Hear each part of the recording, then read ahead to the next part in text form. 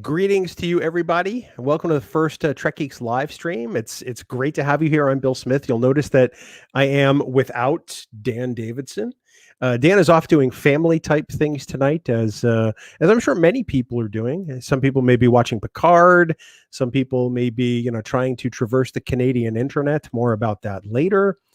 But we thought it'd be good to get together and just have a distraction because there's so much going on these days, so much weird stuff, so much unprecedented things that people haven't seen for several generations.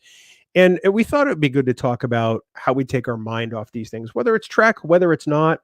This ultimately is a show about nothing. And we're just going to state that right up front.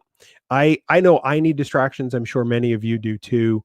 I know that it's been not more difficult, but it's at times harder to stay focused because it's really easy to get caught up in the minutia of what's going on. So I'm here. I'm going to be joined in just a moment by another fantastic member of the Trek Geeks Network cavalcade, if you will. I know I love using that word. I'm willing to bet that this person has never been described as being part of a cavalcade, but we may as well bring her on now. She is the producer and co-host of Rewind, a Star Trek podcast here on the Trek Geeks Podcast Network. She is the talented and amazing Sarah. And Sarah, it's really good to have you here. Hello. How are you? I'm well. How are you up there in Canada? It's a beautiful day. The sun is shining. I'm working from home. I'm okay. I'm good. I'm staying positive. Yes. Well, I think that's really the key throughout all this is I'm endeavoring to stay positive. That's not my normal setting. Stepping outside the box. Yeah, it's a reach for me, admittedly, but I think we're all kind of finding ourselves in really kind of weird and bizarre ground, if that makes sense. Yes. This is the perfect scenario of an example when I need to remind myself I'm a very, very lucky person. I work for the government. I am able to keep working, work from home. I don't have to stress about if a paycheck's going to be coming in. I'm very lucky that way. So it's just a good reminder of just don't be that person who's bitching and moaning all the time, because some people have a really hard time right now. And I feel for you. So. Oh, and that's definitely it. I mean, my wife and I are both fortunate enough to be able to work from home remotely. It's not necessarily easy for either of us, but it's the circumstance that's been thrust upon us. But I know many people out there who all of a sudden have had their hours cut to nothing or have been laid off by their employers because that there's no customers, there's no work. So I genuinely feel for them. Here in New Hampshire, I'm not sure how it's going where you are up in Canada, but the governor has ordered all bars and restaurants to close to dining rooms, and you can do takeout only. So it's presented some unique challenges for a lot of people. My wife and I are going to try to do some takeout this weekend to help support some of those local businesses and spread some love. So. Yeah, it's the same here. We've declared a state of emergency for our province, and bars and all that are closed, nothing more than 50 people. So vital services such as grocery stores and stuff will stay open, but try to maintain that 50 people limit. It's going to be hard for our tourism industry. We were about to start cruise ship season, and that's a huge influx of people that come to the island and support all the bars and businesses. So cruise ship season's closed until July 1st as of right now, which is going to be brutal. So I can only imagine here in New Hampshire, we've maple sugar season is huge because it's the time where that happens. It's a huge boom for New Hampshire tourism, and that's really kind of gone by the wayside. People popping in. We've had Debbie say hi. We've had Jackie say hi. Dan Garcia took his first moment to give us some crap about the maple leaf background. Mr. Garcia, this is what happens when you have the default background on the streaming platform. And it's only fitting since we have a Canadian here on the broadcast with us. And truth be told, we're about to have a second one because, ladies and gentlemen, welcome to the program, the host of Trek Geeks Picard Live, the lovely and talented and hopefully pants-wearing Barry DeFord. Barry, good to see you, my brother. Hello. Yeah. I have better internet now. Yay. You look fantastic, I might add. Well, thank you. I had a bath. Well, there is a first time for everything. Yay for you. Yay for me. Yay for me and my ability to bathe. Also, mad props again to Sarah for putting up with all of the stupid Canadian internet. She is a pro and knows her trek, and it's loads of fun to get to have someone competent to be able to take the reins when my internet won't be competent. So I heard you guys talking about maple season, and I take umbrage with that. So yeah. Oh, Daniel Garcia, you're better, Barry. My face needs to avoid the camera. Yeah, I know. I'm sorry that your face had to see the camera a few times. My goodness. And Debbie doesn't care about the pants so much as she cares about your internet. So say we all, Debbie. Yeah. Me with pants is better than me without pants. That's pretty much across the board. And Chris Condon pointing out something really great. It took a pandemic to make us all socially distant people mainstream. Yay, nerds. Right? Yeah. We were made for this. We were totally made for this. Yeah. We really were. So Barry, Sarah and I were just downloading on how things are going for us in the wake of all this stuff. How are you doing up there in Alberta? How's things? I know you're an educator by trade. Has that made life pretty tough for you in the remote sense now that you're at home? Well, I do have to say, like, obviously I'm gonna keep a little mum on specifics of my district and everything like that. Certainly. Those who would know, or just so you guys know, I'm really impressed with the reaction of pretty much everyone, up from students to parents to support staff to the people who are involved just in making things go every single day. This is unprecedented. We've never seen anything like it, and every province is doing something a little bit differently. And all I can say is that I trust the team that I'm with, and I trust the people who are around me. I trust the community that I'm a part of, and I believe that we'll be able to, by showing that kind of togetherness, get through it. It's actually great. A number of my students who do sort of their own kind of work about thing, they kind of leadership and whatnot. A lot of my students were very interested in trying to get everyone helped and supported and everything like that. So, we're making the best of a really, really troublesome situation, and I'm proud of the people who I get to work with every day. So that's long and short of it. That's absolutely fantastic. As we transition to things that are not serious in nature, I'd like to thank our dear friend Marina Kravchuk for grounding us in this vein. It's not wearing pants while on camera is a time-honored tradition, as the Voyager cast can attest to. The Trek Geeks podcast network can attest to that pretty damn well. Yeah. Also, Debbie Moltisanti says, I'm an elementary principal in the 7th largest school district in the U.S. We've been spending our spring break trying to launch a massive e-learning plan. I can imagine that. Yeah. That's probably true all over the place. And Michael, Sarah must be so sad now that the Vic pubs have closed. Right. Martin Baker will be sad. It's horrible. Haley, that's when we were like, now it's an emergency. Like, our pub is closed. So as soon as they're open and it's safe to go, we're going to plant our butts on that bar stool and have a visit and give them all of our business. We'll even go outside a happy hour. Full price. That's really good of you. Here in New Hampshire, the governor, Chris Sununu, has authorized bars and restaurants to sell unopened beer and wine for takeout, which is something that has never really happened in this state before. People are all beside themselves. We've always had it for wine. If you buy a bottle at a restaurant, they'll cork it for you to take the leftovers, but that's about it. Yeah, I don't really know. I don't actually go to the bar or the pub very much. I pretty much teach and podcast. Those are the being something of a misanthrope. This is not necessarily, I don't know, like in terms of like day-to-day stuff.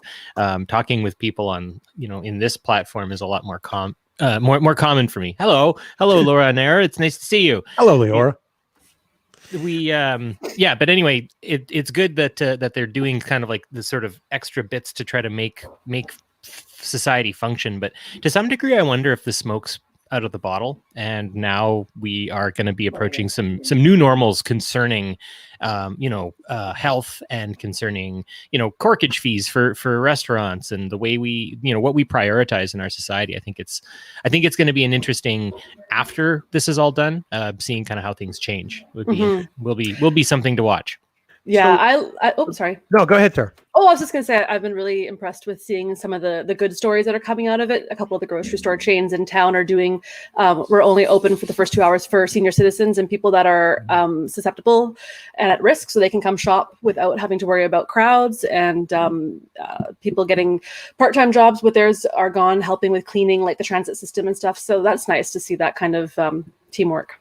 Yeah, I think another piece just to kind of build in that TNG, of course, and what Picard says in First Contact about money no longer like making people motivate and stuff. I think this is us working beyond the profit motive in a very Trek-like sense. And I mean, obviously, people fly around in spaceships, and in the show we love.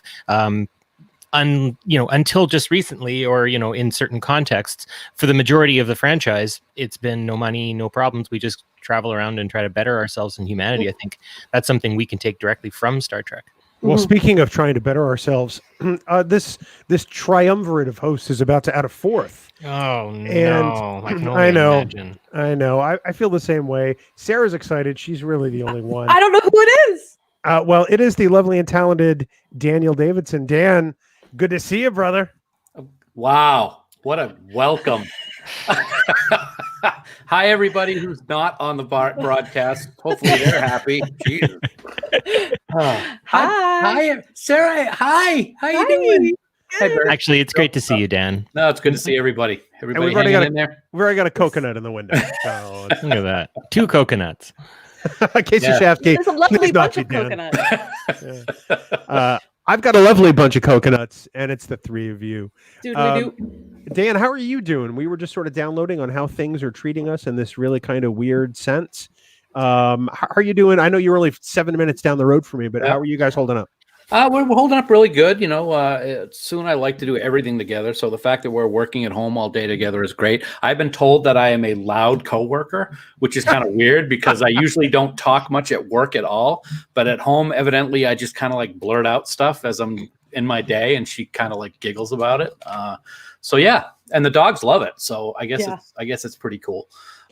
It is very strange though. We did go for a drive the other night, and there's like no traffic anywhere. It's just like it's just an abandoned world right now. It's very strange. Well, it's to sort of rally us to a Star Trek talking point, and this is kind of what I figured would happen natively. We actually have a question which I'm going to pose to all of you. You've all attended Star Trek Las Vegas in the past, and Michael has sort of asked us our thoughts on STLV 2020 at this point. It's mid-March or just past mid-March. Obviously, STLV is August 5 through 9 in Las Vegas, Nevada. Give me your thoughts.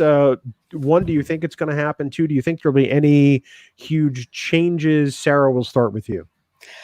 I want to be positive and say I think it's still going to happen. I'd like to think that if everyone does their best right now to stay home and self-isolate, we'll be able to tackle this so that maybe by June or July, we'll start seeing things kind of coming back to normal. I'm sure that Las Vegas would be more than happy to have us. They are closed right now and probably hurting, and they would love for us to come and spend our money. So that's what I'm hoping for. I hope they don't make any crazy decisions too soon and cancel it without giving it a little bit more time, but that's just me. So, Barry, what do you think? We haven't talked about whether or not you might make an appearance at STLV, but what do you think this means for the convention overall?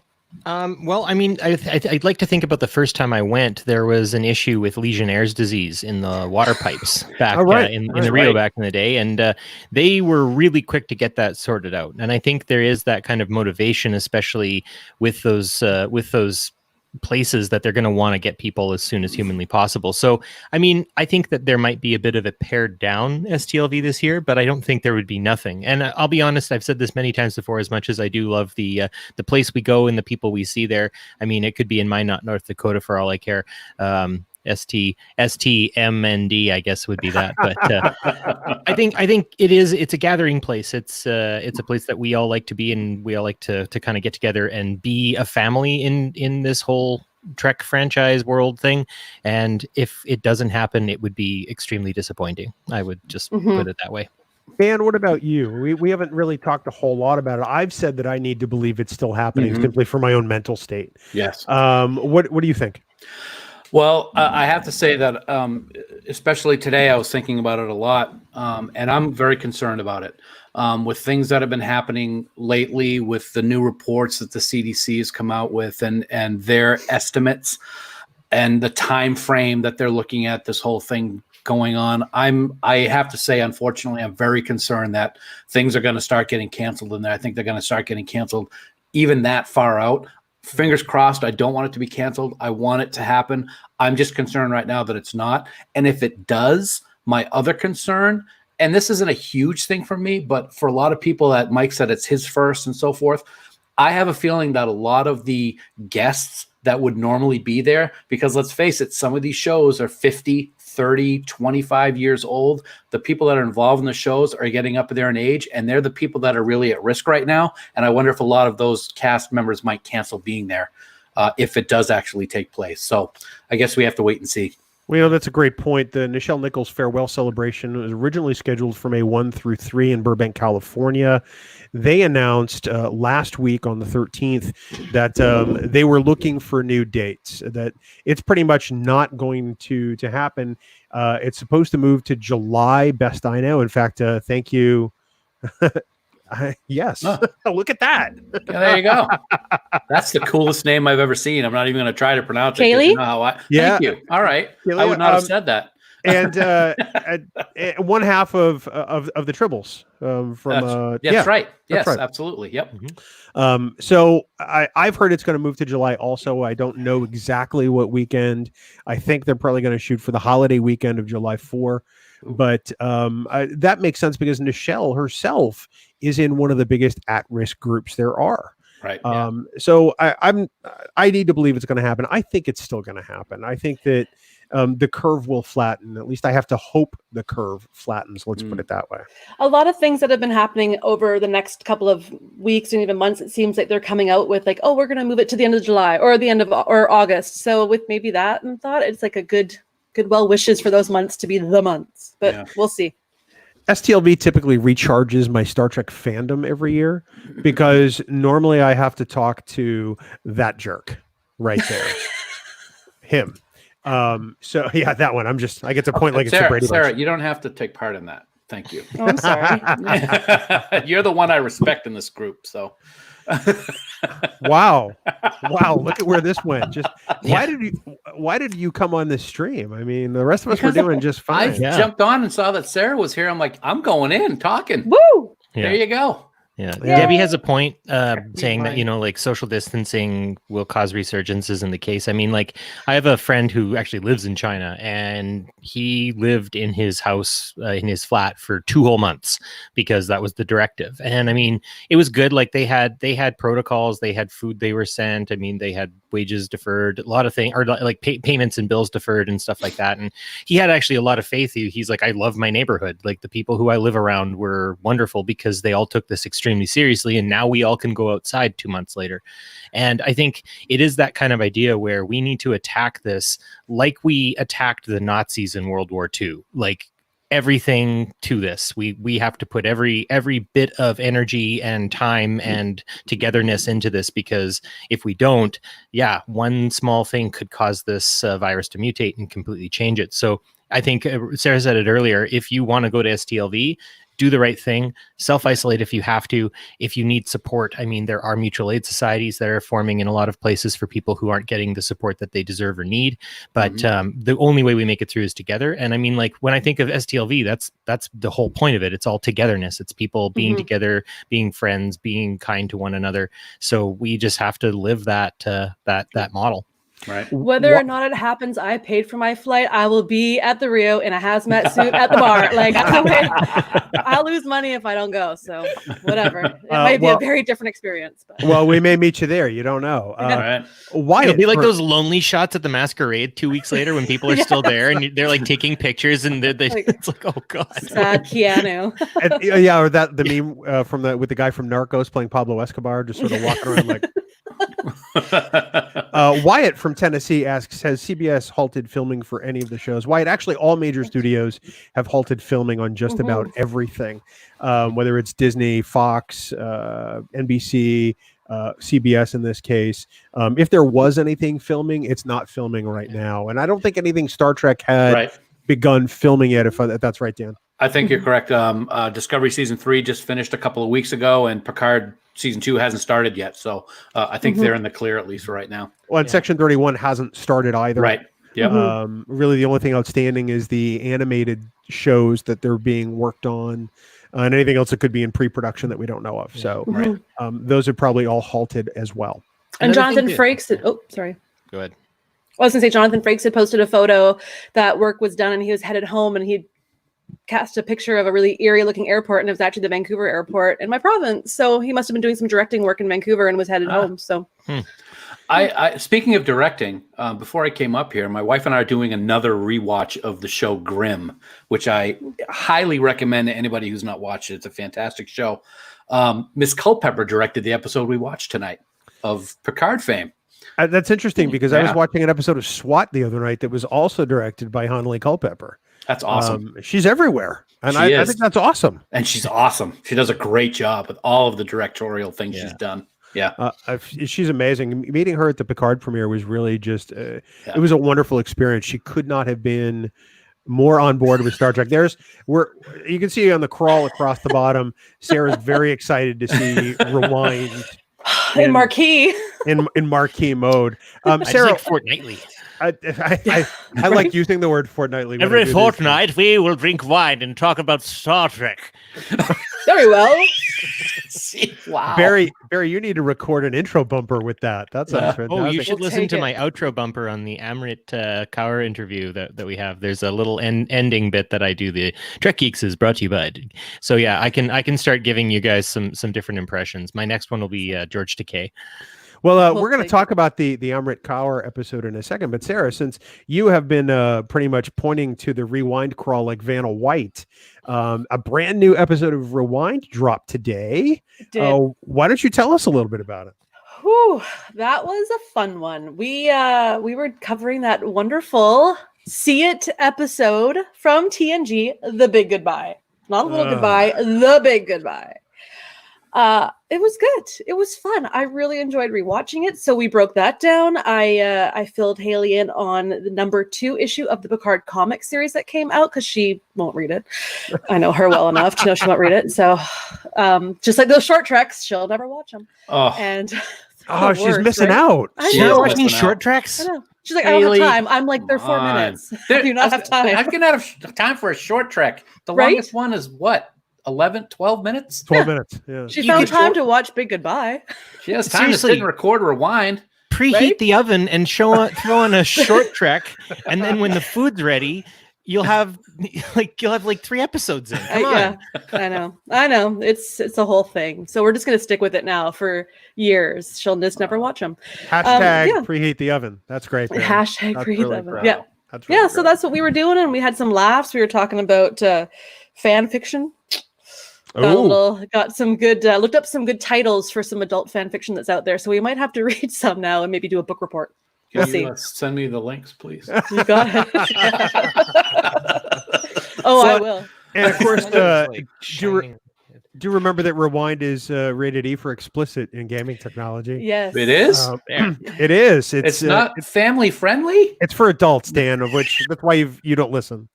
Listen. And can we talk about how I have my name there, Barry has his name there, Sarah has her name there, and you have Danimal. That's right. I didn't think that was going to be shown to everybody. I did that just to be funny, but now the whole world's laughing at me. Danimal. My name, Danimal. I can't change it. No, you actually can't. That's what people called me in high school. Is it really? Yeah, that was my nickname in high school. Yeah. Chris Condon brings up a great point. Whenever I hear Barry talk, I want to rewatch Letterkenny. I'm glad that I don't make the same choices that the main characters do, but yes, I do sound like a Canadian. That is a true fact. And it's Pylon. It's Pylon Barry night. Yeah, well, hey, I'm up top on. I'm in the Delta quadrant. You can't pile up on me. Barry is even more pale right now, according to know. The sun is shining on the stucco of the house next to me, and it's like hitting me in the face. So if I hold up this manila envelope like that, then there you go, right there. Just keep your arm like that the whole rest of the time. Yeah, I'm just gonna hold my arm like this. You look like the nerdiest Canadian skater ever. That's because my hair, I just had a shower. So. And it's now good. Now I can't hear what we're saying. We're talking about him right now. I can't even hear Dan right now. And Dan, Casey brings up yet another good point, as he is often wont to do. Stop faking you can't read. He's not wrong. I can't spell. I can't talk. I can read, but putting all three together is a complete impossibility in this little area. So The over-under is 0, John. The over-under is 0. I have a new router and it's better. And I've hooked it up and it's good. And if it goes out, I will buy John a hot pie from Hot Barry, Pie. you can have the best router in the world. If you have sucky internet in Canada, then it's not going to make any difference. I know. I'm hoping that the router will make it better, but who knows? Okay. So Barry, you were the host of 2 shows on the Trek Geeks podcast network. You're the co-host of Politrex, which I think you've still heard of. You have a new episode of Politrex this week. Yeah. With Amrit Kaur from Short Treks. Ask Not. Yeah. She plays Cadet Sidhu and goes through sort of a bizarre Kobayashi Maru test with Captain Pike that I do have to say was some of the best tension in a short trek that I encountered for a long time, because she almost shot that man in the back.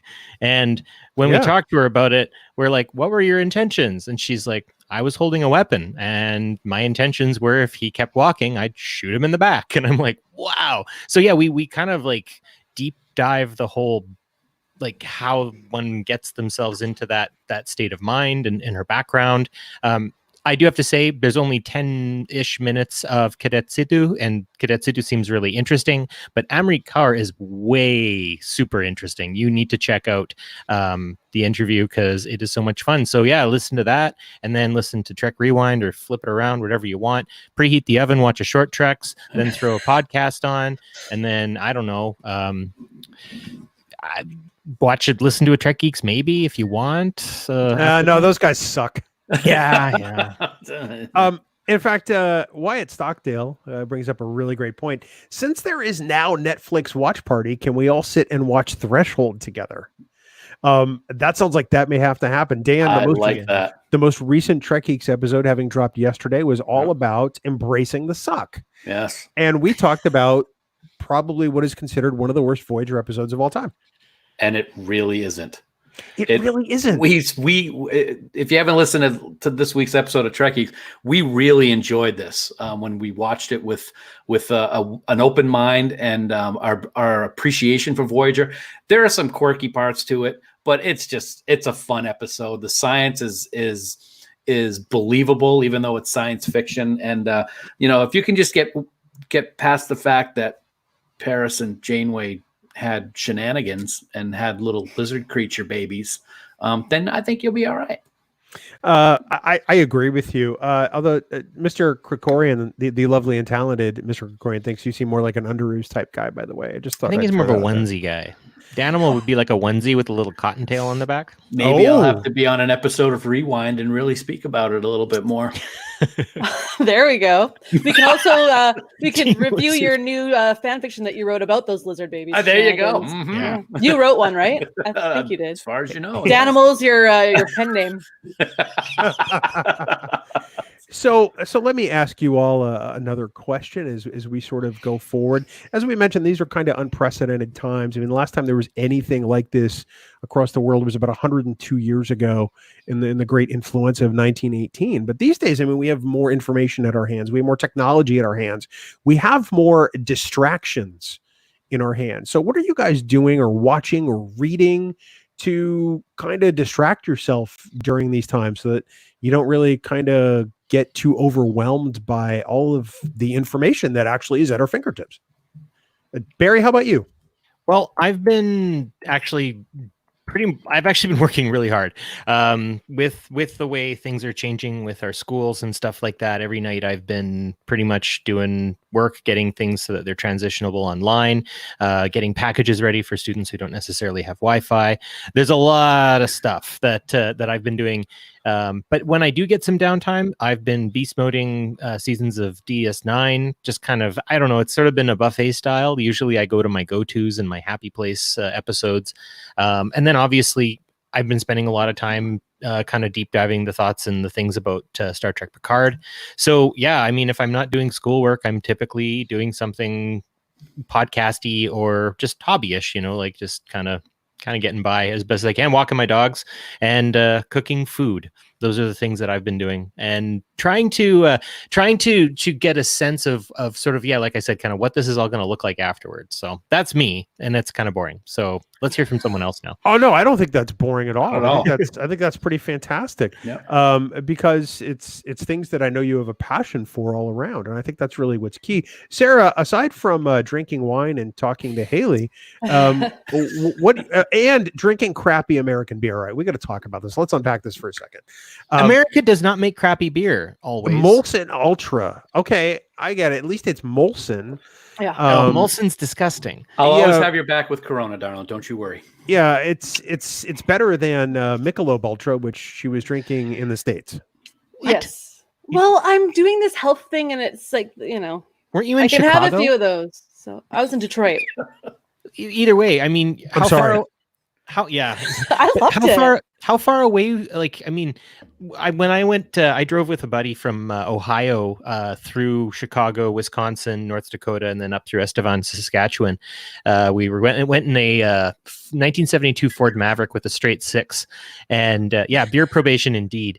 But we stopped at the Leinekugel Brewery in Eau Claire, and it was off the hook.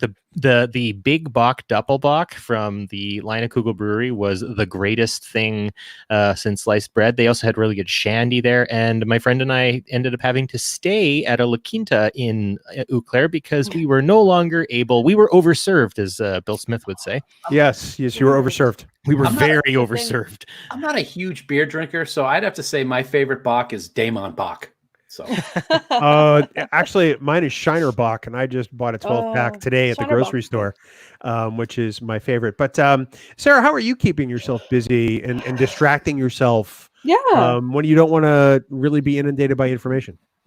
Well, I haven't had to face it too much yet because I've been working, and I'm still going to be working Monday to Friday. So this weekend, I actually have tomorrow off. It'll be my first weekend where I have to get creative with finding things to do. So my plan is to, if it's nice out, do some gardening because I haven't touched the yard yet, and spring is coming. So I want to clean it up. And then I just finished watching a really good show on Amazon called Hunters with Al Pacino. If you haven't seen it, I recommend it. It's really good. So because that ended, we just started the first episode of a show on HBO called Succession. Oh, interesting. It was a really interesting first episode. I think I'll give it a few more to see if I like it. I have a Kobo full of books that I haven't read any of them, including the Picard novel that recently came out. So once I get started on books, I'm usually pretty good. It's just that, like, I can't sit still. I'm a very unable to sit still kind of person. So reading is kind of almost like torture. So I'm going to force that one to happen. But other than that, just keep on keeping on and stay home and take the dog out for walks and stuff like that. And craft. That's all good. Oh, Crafting. yes. You're very crafty. I'm working on a Trek Geeks logo embroidery right now. Nice. Yeah. Danny, you sounded like that. Yeah. Velociraptor. That's it. It's like a ring wraith just came out. Velociraptor. Wait. Very nice. I like that. I totally lost my train of thought because I had a great. Oh, the Una McCormick book, Picard: The Last Best Hope, has become one of my favorite Star Trek books in short order. It alone could have been its own series. Oh, awesome. It is fantastic. I've loved every bit of it. I listen to the audiobook because I spend a lot of time in the car. Nice. Yeah. Dan, what about you? Not that anyone cares, but how have you been trying to distract yourself other than trying to avoid me? Doing a lot of meth, stuff like that. No, I'm working from home every day as you are, Bill, working with the same company. So I'm doing my regular work.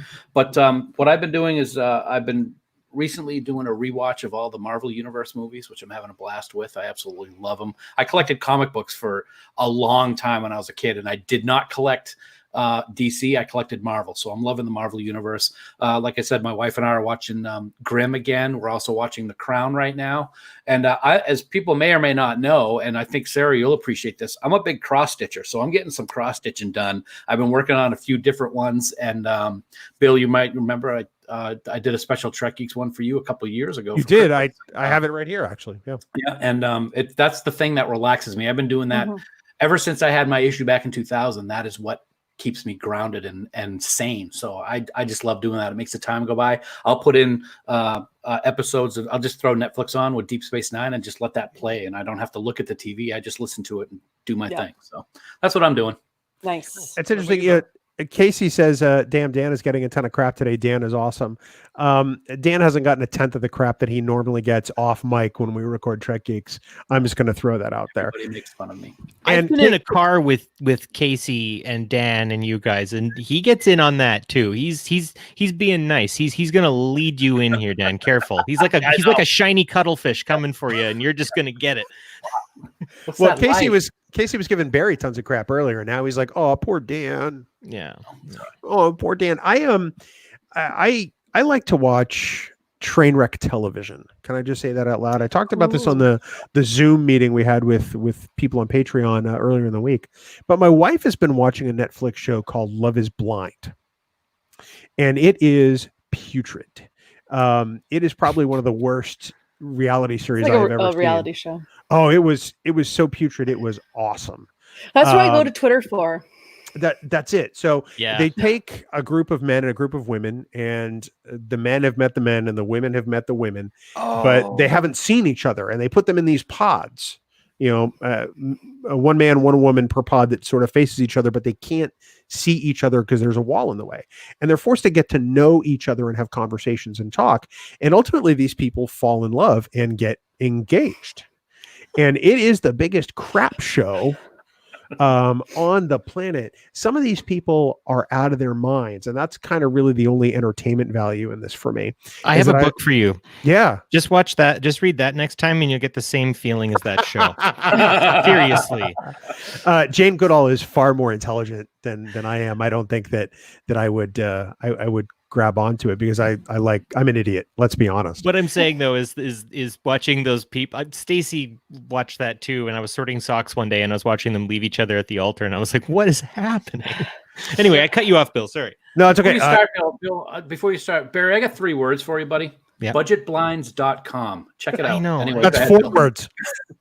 Hey, you guys should just be happy I made it here. Yeah. And by the way, since this comment is on the screen, I feel the need to say, Akuchi Moya. We traveled far from the lands of our fathers. Chris Condon, we thought it was great, but then we watched The Bachelor. So Dan, you've met my wife. She is she's very outgoing.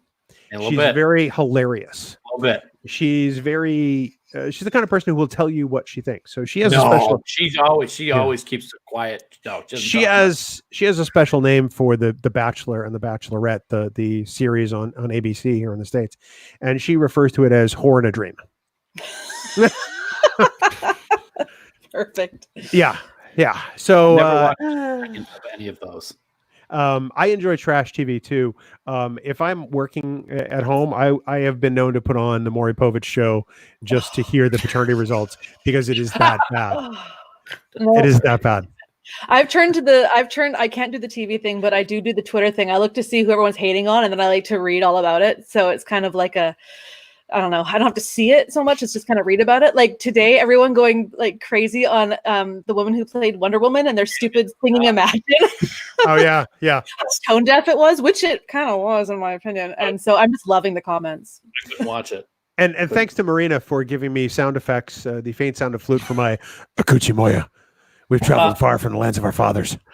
By the way, I don't know if you knew this. Speaking of Twitter, I just saw this on Twitter this evening before we came up. We were just talking about it a couple of weeks ago when we did the Voyager episode, not Wink of an Eye, because I'm thinking of TOS, but Blink of an Eye.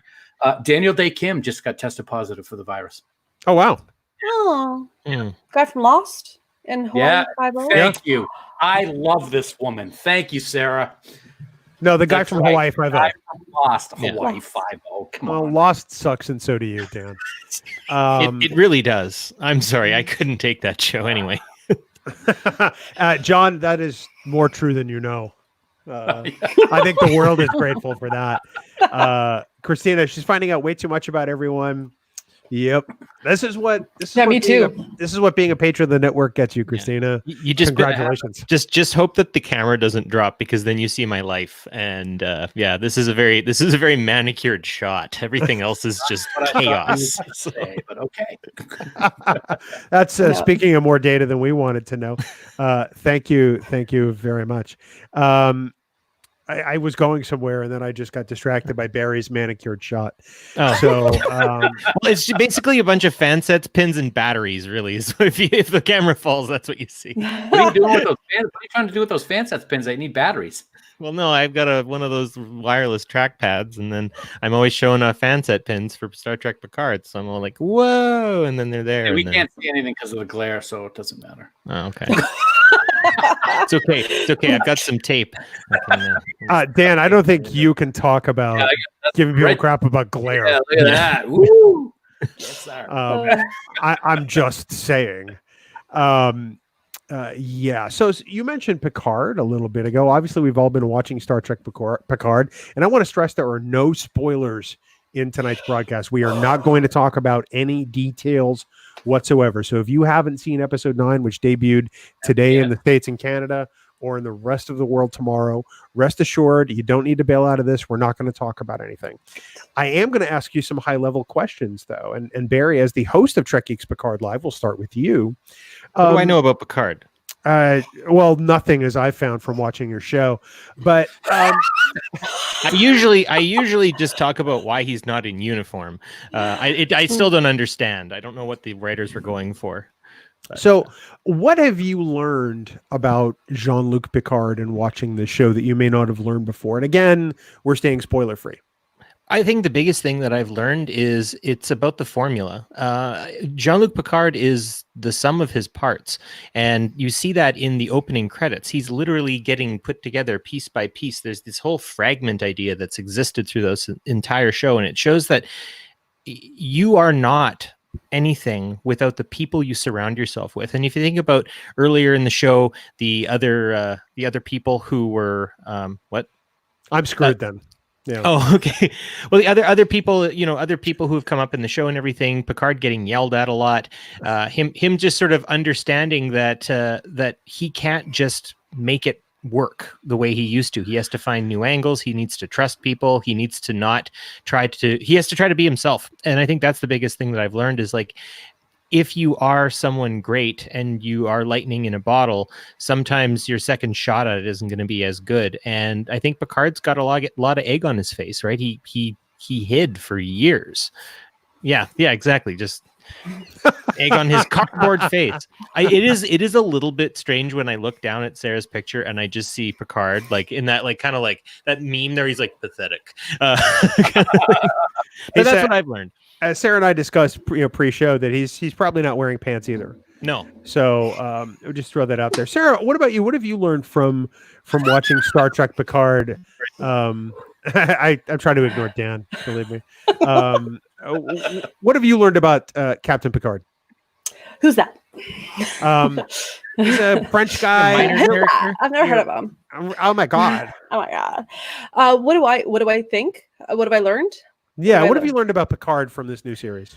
I definitely find him to be, the best way I can describe it is that he's in this show, he's just a man who's just trying to know who he is and live his life, right? He's he played such a strong emotionalist role in TNG for so long, and then to see him now admitting to that, and you see the emotion on his face a lot more. He's realized that he's not even living, he's just waiting to die. Like, I just find it to be such an interesting, more depth of a character that I never expected to see in Picard. So I actually really like it. He's very more relatable, in my opinion. Dan, what about you, buddy? I was amazed at how he has spent 20 years of his life mourning Data the way that he has. Yeah. It really was shocking to me that the guy who has saved the galaxy so many times over the course of his career basically shut down over the death of Data, and then, of course, what happened with Romulus. And it was amazing to see him come out of that also in the show, and finally decide that he's not just going to wait to die. But I also see him as extremely fragile from what we're used to. He's had his strong moments, but I'll tell you, my dad is 80 years old, and I say this in the most positive way.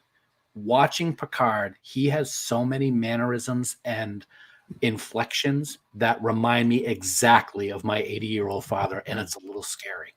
Really? Yeah, it really is. It's so many times I'll say, we usually wait to watch Picard on Friday so we can watch it with Sue, and I can watch it with my sister and brother-in-law. And so many times I'm like, oh my God, that's Dad. Oh my God, Dad's just like that. He looks just like that.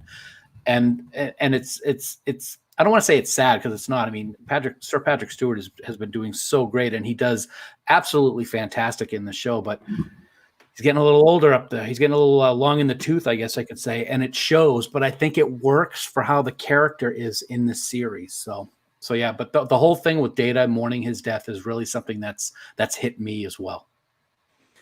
Yeah, I think that's really the thing that surprised me the most about this, is that Picard is learning that he's not only fallible, not that he thought he was perfect before, but that he's disappointed people, and that, he's made mistakes, and that's something that TNG didn't really show us in that level of detail. I think that's the most fascinating part of the character that I've learned, is that he's learning to have to come to grips with that, because he can't just move on to the next thing. As Sarah said, he went home to die. Essentially, he wasn't living; he was waiting for time to end. And I think that he slowly had to come to terms with all that. So I have to agree with you all. I think we've gotten a great amount of detail and some really great facets to this character. So Sarah, I think we're about to lose you to Canadian beer makers who want you to drink better beer, possibly. It has been a joy to have you here. Yeah, it's been fun. Thank you. For anyone who hasn't checked out Rewind, please do that. You can find it at trekgeeks.com or on every single podcast player. Sarah, you're fantastic, and thank you so much for joining us. Thank you. And just to let you know, I texted Haley and told her that we were throwing shade at her for not watching the short treks, and suggested the oven thing, and she just said, it's not that easy, but it is, though. So, so anyway, nice talking to you guys. Everyone stay safe, stay healthy, stay positive, and we'll see you in STLV for sure. You got it. Thanks, Sarah. Optimism. So, all right, now that she's gone. No, I think I've definitely learned those things about Picard. I find him to be an even more textured and layered character, and I wasn't sure that was possible before. So I think I'm looking forward even more to season 2 as a result of this first season. So that's kind of how I'm feeling about that. Is there any topics either of the two you want to bring up? Because I've kind of filibustered sort of the show about nothing tonight. It is a good show about nothing, though, and it's doing a fine job. And I want to actually kind of build on what you said about heroes. I think in a lot of cases, the more I've learned, Casey Shafsky, Sausage Party. We're not, well, I guess technically that is what this is now. So We're still here. Wow. And Barry, your internet did skip a little bit there for Canadian internet. You artifacted a little bit and you froze the tiniest bit. So yeah, here it comes. It's on now. Yeah. What I was going to say though is, actually, Chris, you've done it. Picard is rediscovering his old self. Kirk was right. He went all wrong when he became an admiral. Yep. And there's a definite generations feel. I feel a little bit to this, that maybe Picard put himself in a not real nexus in some cases, and sort of just put himself in this ideal environment, got a couple of Tal Shiar to protect him just in case, and there he stayed. And actually, I'm thinking about the first episode of Politics, the Shashank and I did. We talked about heroes and how heroes often fail, and how some of our heroes really didn't fail in the way that we would think they would in previous iterations of Star Trek, right? They had to cut things for time. They had to make sure everything was reset after the 42-minute episode, yada, yada, right? So in that respect, I think we have more time to explore Picard's facets and pieces and stuff like that. And I really think that this is maybe a bit more of a realistic way of acknowledging Picard's triumphs and failures, and being able to sort of lay them out carefully for us to go over. I mean, remember I think it was the first episode, he goes to the library where all his stuff is in that little thing, and it's all protected nicely. And I always thought that was kind of neat that they would do that. There's another thing that John said just earlier as well, where he talked about Picard using Raffi when she was literally on a bender. And I think that does need to get brought up. I think if anyone deserves to give Picard a SWAT, it's Raffi. I think she is representing an element of him. I think Rios is an element of Picard. I think obviously with the connection to Data, Soji is an element of Picard. There's all these elements of him in this broken crew, and he even mentions it to Riker. They're a lot more unruly and less, this and that, like what you guys once were. And I think that's both a shot at 90s television and also a way of looking at things from a different angle. So I really do have to say that when I first saw Picard, I'm like, yay, sounds like a really interesting show and all that sort of stuff. And now I'm like, holy crap. Sorry. No, Dan. I'm No, actually Dan's- I'm looking comatose because I'm churning inside, and I kind of shut down when I'm churning because what Barry said made me think of something that I think is really important to bring out, along with the Bender aspect of it and Picard kind of taking advantage of that. I gotta say, it was kind of a is a dick Jerk move okay to say here on the show, but that's why I'm going to pull it. He didn't talk to her for like 12 years after the issue with Mars, and he quit. He just kind of forgot about her. And to then all of a sudden show up, oh, I need your help. I'm sorry. I thought that was horrible. And that kind of goes in tail with what happened on the ship when she was having a real hard time. And he just kind of prodded her on to do what he needed to be done. There are some aspects of Picard now that he's not a Starfleet captain that people can probably find a little revolting. And I think those are two examples. It's good though. I think you should. I think I the agree. hero. Yeah, I mean, he's human. if you have a person that you admire who's famous or something like that, they're human and they're going to have dirt, and finding that, and that's, I guess, maybe like a look at that kind of cancel culture that we have these days, is the essentialist nature of it. Okay, Picard is not being very friendly to his friend Raffi. Does that make him a bad person who's completely unredeemable? I don't think that's the case. I think this is something he's going to have to openly acknowledge and speak to. Right. I agree. Wow. That's I'm amazed that one, Dan was able to put together that cogent of a thought, and two, that Barry was able to run with it and make it even more intelligent. Cogent is a toothpaste, right? Yeah. Oh, yeah, Calgon. that's it. No, That's not. it. That's Calgon. Yes, brush your teeth with Calgon, Dan. Okay, you want to hear a funny story? Don't do that at home, Tangent folks. on that? All right. Yeah, totally. Let's hear it. As everybody knows, this is a story that's been in my family for years because it's so funny. Everybody knows I love maple. Maple anything, right? Bill's going to be throwing up here in a minute. Well, when I lived in Maine, we would go to a place that was an apple orchard, and they always had special maple stuff for sale. So we went there with the kids once, and they had maple syrup, and they had maple candies, and they had this little tin of what I thought was maple cream, and it said, "Help yourself to a sample." So I take a little. It was maple hand cream. So I ate maple hand cream. So there you go. Anyway, back to real important topics. I've known you for almost 25 years. How have I only found out now that you once ate maple hand cream? It's not something that I share very openly outside of the Davidson sphere of influence. And yet, It should be in your autobiography. I once ate maple hand cream, the Dan Davidson story. And here you've shared it on YouTube Live and Facebook Live. It was time. It was time. It was time. All the therapy I've had on it, it was time to share it. I have no words. It's interesting. Lawrence says, I thought he said napalm first before he said maple.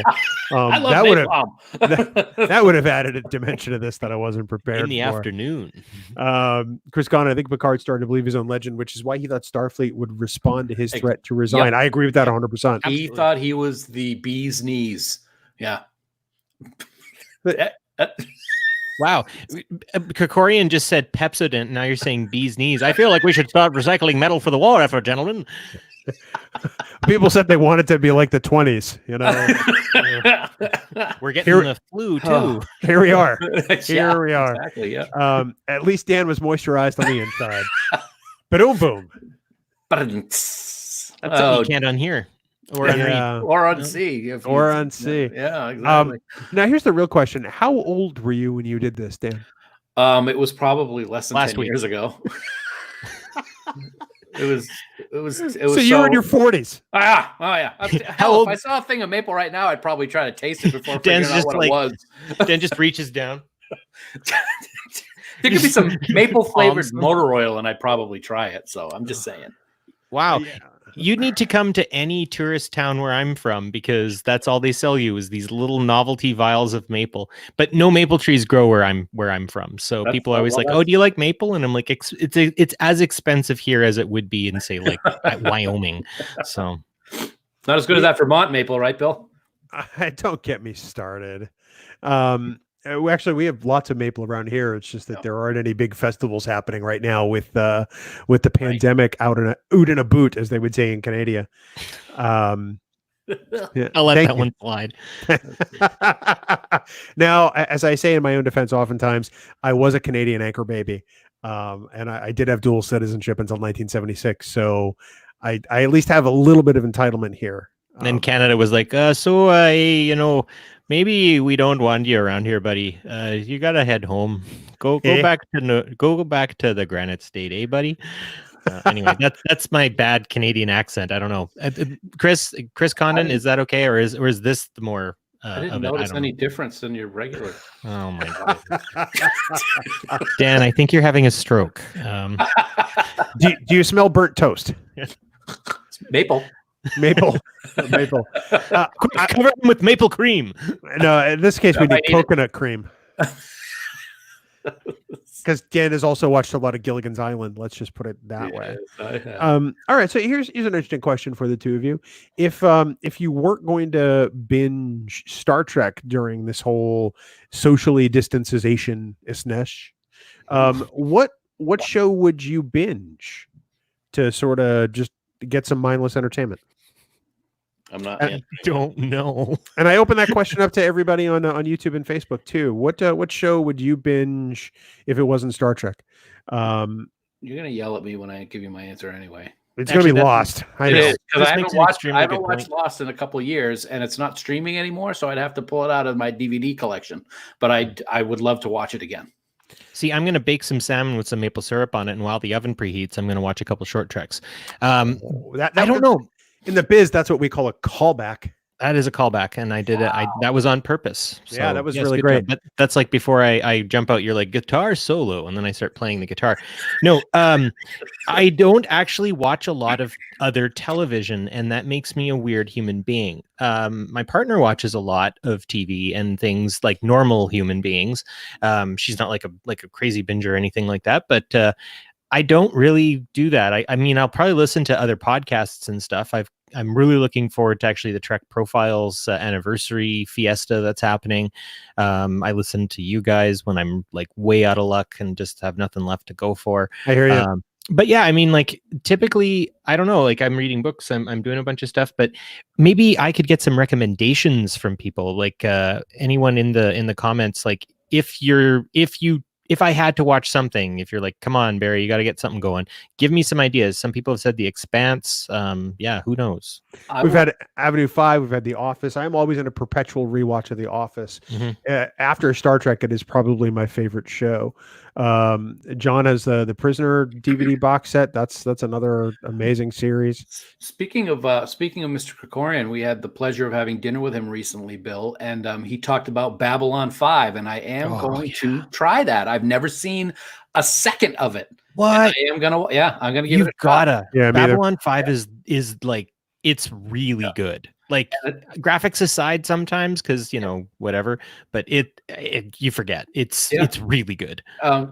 Barry said it's one of the I'm sorry, not Barry. John said it's one of the best written shows he's ever watched, and hands down. So I'm gonna take him up on it and try it. The other one that is a little crazy, which you guys might laugh at, but one of the first things that my wife and I ever watched together as a series was Buffy, and we might do a rewatch of that. So. I watched all of Buffy. That's delicious. It's a very good show, and I do have to say I love Spike's arc in that. It's a delight. Yep. I've also been rewatching a show which I adore, called The Shield, about corrupt cops in Los Angeles. I've seen The Shield at least 5 or 6 times through. Wow. I bought it on DVD when it came out. Blu-ray when it came out this year, remastered. And I was very excited by it, but I was not a big Michael Chiklis fan. But I resisted watching The Shield for a long time. Hi. I resisted watching the Shield for a long time because of Michael Chiklis, because I'm like, how could the commish be a corrupt cop? And I had a friend say, just borrow my DVDs, watch the first episode. If you don't like it after the first episode, bring them back. I will never give you grief again. And I borrowed the DVDs that weekend. I blew through all 13 episodes because after the first one, I had to know what happened next. Because the first episode matters throughout the entire series. So it's a show that I love, and I'm already halfway through season 1 after last night. So hey, I need help from you guys for something. Grim, of course, as my wife says. Now that I know that my wife is watching and listening right now, maybe you guys can help me. I have tried 1,000 times to get her to watch Breaking Bad or Sons of Anarchy, and she won't watch it because they're too stressful. So can you please give her push her over the edge for me? I think your wife is a brilliant person, and I would never try to change her mind. Yeah, I'm kind of the same way. I mean, mad props to Breaking Bad, especially. It's good. Mad props to Breaking Bad. It is well written. It is very good. But I am stressed out right now, and I wouldn't be able to watch that show. It is stressful. I will give her that. Yes. The Shield is equally as stressful for me in that regard. Debbie brings up Firefly, and this is normally where Dan and I would make a Firefly joke, but I'm not going to do it today because Debbie, it's people, so great that you're the only person that ever watched that show. People need to watch stuff. I need to clap back. I'm going to clap back right now to anyone who's saying Picard is like Firefly. No. What? People are saying, oh, it's the Firefly vibe. No, I don't think so. I let that float in my head. I talk to people, all that sort of stuff. Anyone who watches Picard live, if you want to at me at that time, we can have it out. It is not. I think that Firefly and Picard have some similarities, but I think Babylon 5 and Star Trek have some similarities. So yeah, I think that's important. Space Above and Beyond, there's another gooder. I like that. Yep. I'll take that any day. Also, just one quick thing about anyone who's having trouble with Babylon 5.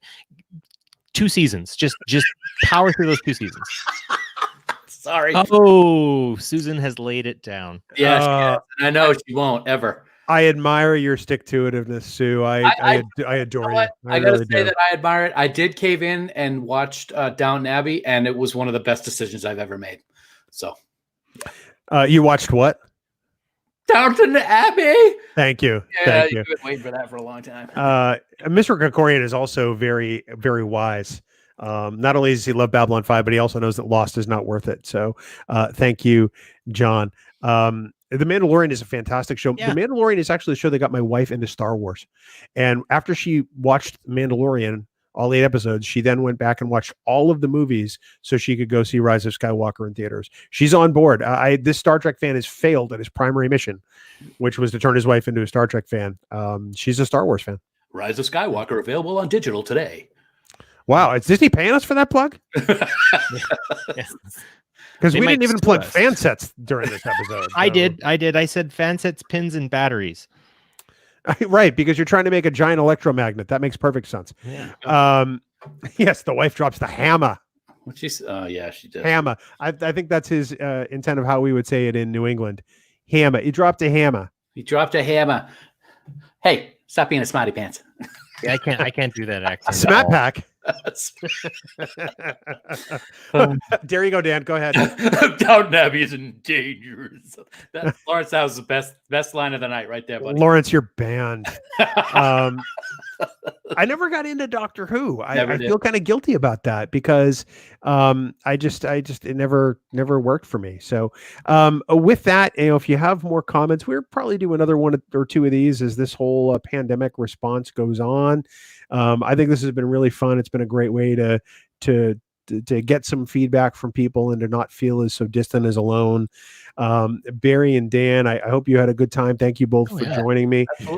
This started off as a show about nothing, and it became a really fun hour. So I thank both of you, and I thank everybody online for being part of that. There's scene in Deep Space Nine. I think Trekcore tweeted this out earlier tonight, where Benjamin Sisko is saying to Jake, I know it looks bad right now, and it's not always going to be that way, and it's really not. And I think we have to keep that in mind. Any final thoughts, Barry? Wash your hands. If you're feeling sick, be sure to contact the appropriate people who can help you. Up in my land, it's 811 you call for your provincial medical health person to talk to, and stuff like that. But wash your hands and don't be a hero, and help each other out too. Like if you know that there's some people who might need a friendly hello or something like that, make sure you're sending them some kind of internet hello, right? Text them, message them, that sort of thing. We may not necessarily be able to be in the same room together, but I mean, two of my best friends are right in front of me right now, and I think we've spent 72 hours 3 times together. So but that's it. Like, like we've only actually ever like occupied the same space a few times. sorry Bill. Yeah. But no, it's that kind of thing where we can make these connections, and unlike the Spanish flu way back, or I guess H1N1 as they would have called it, not non-historically, but anyways, it's a good thing. I'm chewing on my words now. No, it's okay, because Jamie McGregor and John Gregorian have totally referred to us as legends, and I'm like, that's legends. Funny. Hey, I gotta Shut say, up, baby. I know it. Chris Condon, The Rise of Skywalker was easily the best of the last 3 movies. So you missed it in the theater. It was really great, but definitely check it out on video. Dan, parting thoughts? Yeah, I've seen some people online talking about how this isn't as bad as it seems, and they're just trying to scare us, and government's going to control it. Don't listen to that garbage. Take this seriously. If you have people in your family that are susceptible to illness, keep the social distancing, wash your hands, do all the things that you need to do to stop this from spreading so that it can get taken care of sooner, so that we can do things like STLV and all get together and have fun, and that this doesn't go on for months and months and months. We've seen a lot of things escalate over the past few days with the stock market and the number of cases and the number of deaths, and it's going to get worse before it gets better, like you just referenced Cisco saying, Bill. But we'll get through it together. We'll be here doing this to help people feel better, and I look forward to the next time. Awesome, gentlemen. Everybody collected on the internet, thank you so much. We love you all. Thanks for taking an hour out of your day to spend it with a bunch of idiots who just talk about Star Trek. And if you have any ideas for future live streams, if you want us to talk about a particular topic, let us know. But until then, thank you all. Do your best out there. And remember, as trite as it may seem, we're all in this together. Live long and prosper, everybody. Take care, all. LLAP.